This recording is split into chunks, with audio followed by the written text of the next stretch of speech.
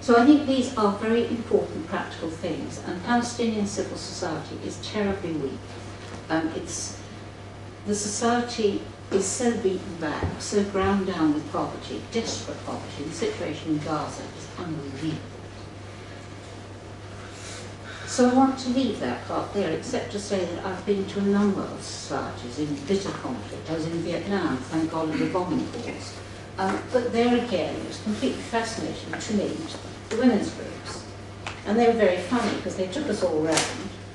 And one of my friends said, well, when she was there, what happened was that the Americans bombed the base, the airfield, and so the planes couldn't leave. And she said, when she went round again, with feminists, and she said, well, it's all changed this week. You know, it doesn't look so lovely. And they said, you were the sort of visiting tourist, so we had to make everything look perfect for you. This week, you're just family. And then you saw what their situation was really like. It was much, much worse. So I think, you know, we do have to move around. We do have to recognise when we're seeing things, that people are often showing us things that are much nicer than they actually are. And that's quite difficult, to try and create a situation where people can tell you how really terrible things are. I want to change tack a little bit, partly in response to what you were saying, partly because of this interest of mine. I remember I was reading George Orwell about the Spanish Civil War. And do you know who were the first group to take out guns against the fascists? Women. Have you ever seen the Battle of Algiers? It's an amazing film by Pontecorvo. There's an image in it of a young Algerian woman, you know, in proper dress, proper Muslim dress, and she's carrying what she knows is a bomb. She's only a slender, sort of charming young woman, carrying the bomb, and she goes into a sort of ice cream parlour, which is full of chattering young people, mostly French, the colonial power. And she leaves the basket with the bomb in this ice cream parlour. It is one of the most terrifying images that you can see on a screen about what the resistance fighter, the terrorist, does. And what you have to know in order to understand that is the violence of the French regime. Camus wrote an astonishing book called Gandhi, where he fought to expose just how terrible the French colonial power was. Now, it's very difficult. Who do you stand with? This brutal, torturing colonists, or do you stand with a young woman? Now, I can't quite stand with her. I can understand what she does, but I can't see either ethically, and I know it's against international law, to take the life of civilians. If we're in a room full of French soldiers, sorry, I wouldn't have minded for a moment. That seems to me a legitimate target. I mean, ethically, morally, and it comes under the international Convention of War, which says self-defense is legal, so fighting military is legal. This gets us to a much messier place than the kind of conversations we've been having so far. I mean, these are very difficult. And I think that feminists, and I won't say women, it's feminists who understand that there is a relationship of power between women and men, which is gradually changing. I think it does give us a special task in this, in that we actually understand oppression. And this gives us certain insights which we need to use in order to understand what is going on, what is it like to be the oppressed person. I don't think you can build bridges without being able to put yourself alongside with, as near as you can get it, into the shoes of the oppressed. And this means that where you go from there is very difficult. It does mean, of course, that you do have to take sides. And that's difficult. You take sides in order to build bridges. I don't think you can build bridges by sitting in the middle and being neutral. I think you have to build real bridges from the ground. It's like, you know, the old saying, it's not friends who make peace, it's enemies who make peace.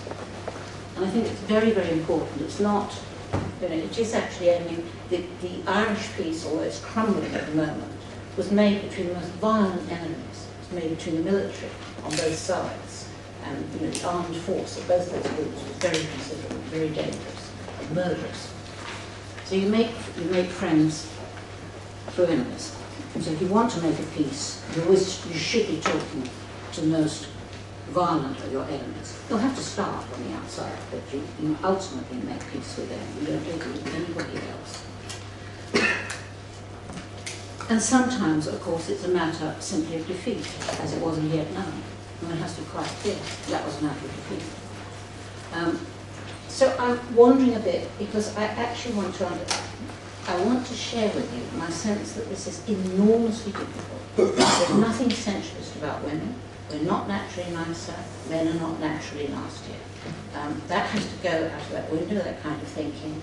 You know, if you choose to perform your gender in a particularly feminine or masculine way, that's up to you. But there's nothing rooted in your biology that forces, compels either gender to be as they are. There's nothing in our biology that compels people of different nationalities, different religions to rank they are. And we're in a period of absolutely the most ferocious fundamentalism. And I was a little disappointed, Kat, that you didn't mention the appalling fundamentalism amongst Christians in your country. I mean, it is appalling. I mean, great problems about creationism. I mean, seriously. You know, this is one of the most advanced societies. It's probably the most advanced scientific and technological society. And possibly the majority of the population can't get its head around evolution. And these are serious problems. So we've got fundamentalist Christians out there in the state, fundamentalist Muslims for sure, and we've got fundamentalist Jews by the stacks. We have got really serious problems. And we can't go around pretending. You know, I mean, I do think it's very important that we get to grips. I mean, I come from, I'm utterly secular, I come from a Christian background, I'm very well aware of it. My sort of mindset is in many ways shaped by my Christian background. But, I mean, these are major problems we've got out there. Building bridges when you've got people who are serious funders is an enormously difficult job. You can't just wave it away. So when I say I'm engaged with people in the civil society of Palestine at the moment, trying to generate this boycott, trying to produce something like the South African solution where there is a day of freedom for the Palestinians, and where those the impossible situation is resolved justly and peacefully.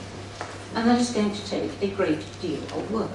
It will involve, I mean, I regard our governments on this particular issue as criminal. Our governments are not doing what they're legally and contractually obliged to do, which is implement international human rights law, or to see that the war conventions are observed. They sit on their hands. I mean, it's like watching somebody murder someone and not move. You know, when the police are needed, the police are needed. And that's a time when I would actually endorse, first of all, you know, tough diplomacy and the threat of force. But this is where our governments are failing. It's terrible. So I see civil society as the only possible place of building up pressure. When I was part of that struggle, again, my terrible history as a Brit, against South Africa, against the apartheid system, then we were building civil society. We can't do very much so far away from South Africa. We could do what we did. And I think this is what always one has to do. And that is for someone who's rather less than impressed, certainly in recent years, with the performance of various governments. I think building civil society, recognising an old saying that women hold up half the sky, and that we need both in this tremendous struggle that faces us, to build civil society, to fight back the notions, to limit this appalling fundamentalism which is sweeping the world from all the major religions. I think we've got our hands full. But I also think there are a tremendous number of people out there I will never forget in the park with the 2 million people who walked and demonstrated against the Iraq War. I have never been in such a great democratic crowd. I think if the government would listen to us, we'd be in a very different place now.